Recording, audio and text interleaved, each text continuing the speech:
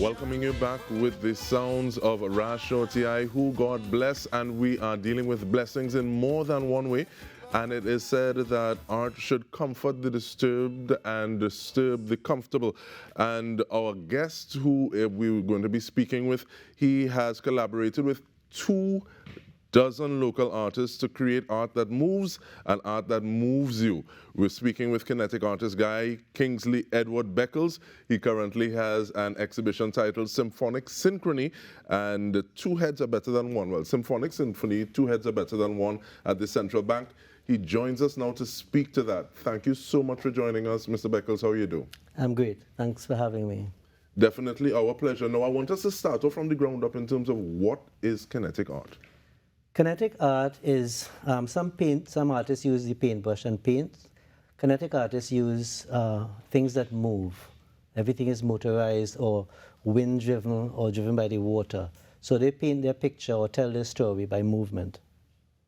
And I want to ask, though, what level of trust do you need to have, and this is on both sides of the artist, for you to say, okay, well, you're going to be a part of this thing that I'm doing, and the artist that may be used to doing something that is very flat or not moving, to say, okay, well, I'm going to trust your direction and we'll work together like that. Are you talking about the 24 artists that are involved in this? Yes, please. You know, a lot of them were skeptical because, as I said, they're custom painting on a flat canvas. But I think they welcomed the opportunity to step out of the box and try something new. Some of them actually gave me back the work because they say, you know what, I can handle this. This is out of my comfort zone. But all in all, the final product was most satisfying. But they said the road to hell paved with good intentions. 24 artists, Mr. Beckles? You know, that was quite a challenge. I can imagine. I now see why people say artists are difficult people to deal with. You know, it was not an easy project, really. And it was quite repetitious because I had to, when they were finished with it, I had to frame and assemble the pieces. And it's 42 pieces because it's 24 artists, but some did more than one. So it was quite a repetitious process, you know. And even that look, and you spoke about people saying that artists can be difficult people, and everyone having their own process, their artistic process, the way that they would get things done. Yeah. What were some of the, I guess, biggest challenges and some of the things that you felt that were most rewarding about the process getting towards the exhibition? You know, I want to replace the word difficult by particular or meticulous, you know. I don't want to come down on my fellow artists. So yeah, they were quite particular about what they wanted. But what was interesting is to see the different approaches to the project. You know, you see their particular style coming out in the work. And what was challenging is explaining to them my concept or what I tried to achieve or what I wanted them to try to achieve. Now, we're talking in a vacuum because I don't think the viewers are seeing what we're talking about. But these are PVC tubes that turn. And as they turn, you see an image appearing, dissipating, and then another image appearing. Yeah? Okay, there we go. That's an example. As a matter of fact, this piece was the genesis of the whole idea. This was done 26 years ago on PVC tubes. And out of that came the idea for this exhibition. And you said some people gave you back the work and said, I don't think this is for me at this point in time. Looking at how meticulous and particular they are, but individuals remained. Who are some of the artists that you're working with who are part of the exhibition? My dear friend Peter Minchell, Carlisle Harris, Jackie Hinkson, Sundiata, David Boothman, did I say Carlisle Harris? Ken Critchlow, Sarah Beckett, Wendy Nanan, to name a few. As I said, some of the quite prominent artists.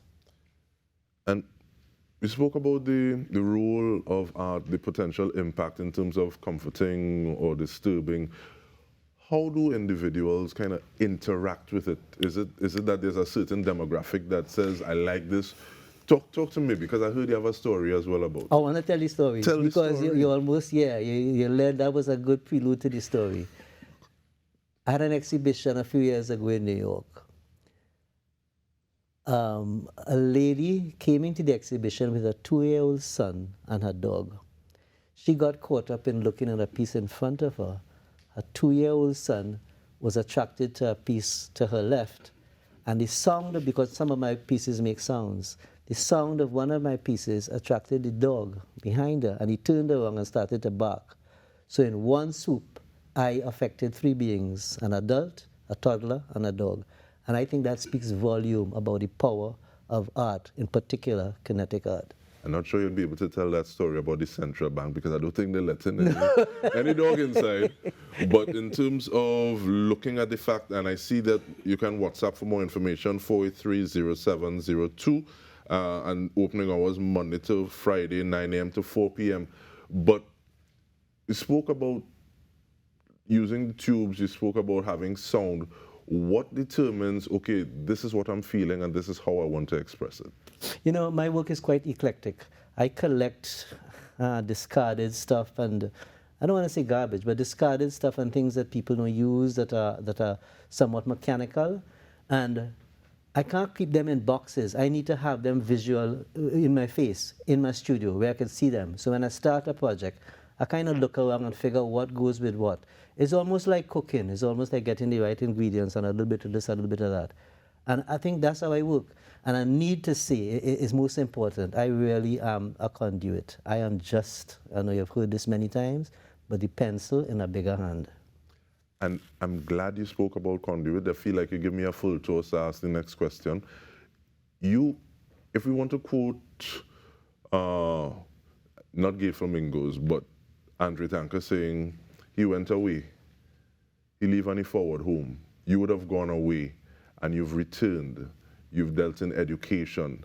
Do you find yourself trying to expand horizons of the people who come into contact with you, you being a conduit, helping them think that, well, art can be this?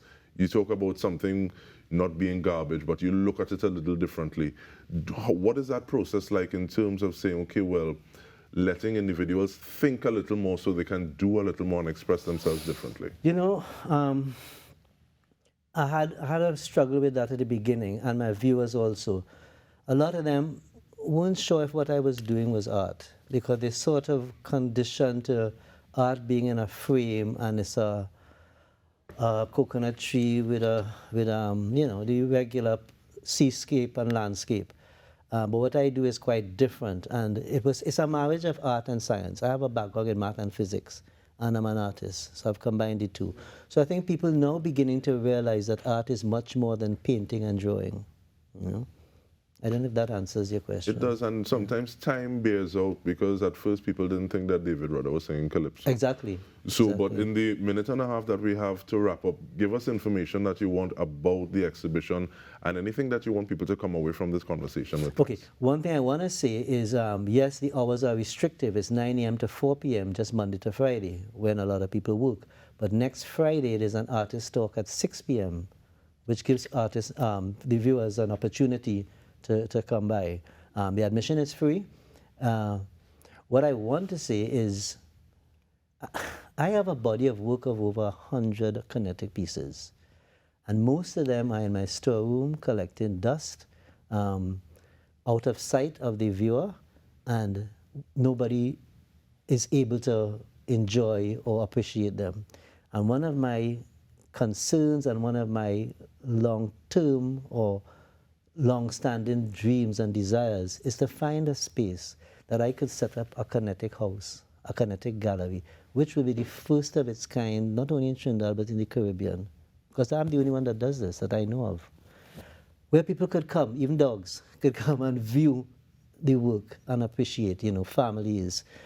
I would just love that. Imagine 100 pieces in a room, moving in different ways, fast, slow, sporadic, constant, and bombarding your sense of sight and sound, you know, and appealing to people who have some sort of science background, where they could see basic math and physics principles being applied, not just from the textbook, but they've actually seen it in reality.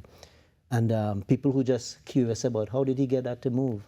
So it stimulates your imagination, and it makes you think of the how, the why, the where, the when, you know. Again, last thing, a lot of my work people think is just a bunch of moving objects, but a lot of them have an underlying social or philosophical statement that's being made.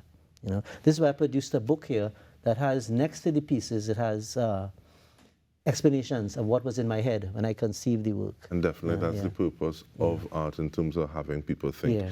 But we want to thank you so much, Mr. Beckles, Guy Beckles. Remember, it's on Symphonic Synchrony, 2 heads are better than 1. And I'm glad you gave us the information about the artist talk at 6 p.m.